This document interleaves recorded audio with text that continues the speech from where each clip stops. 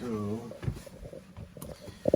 with that said, condenser fan isn't getting power to the fan motor.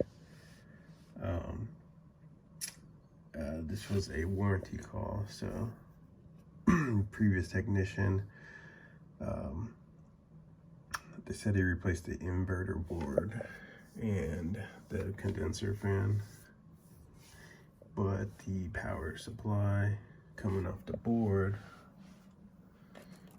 for the condenser fan is up here.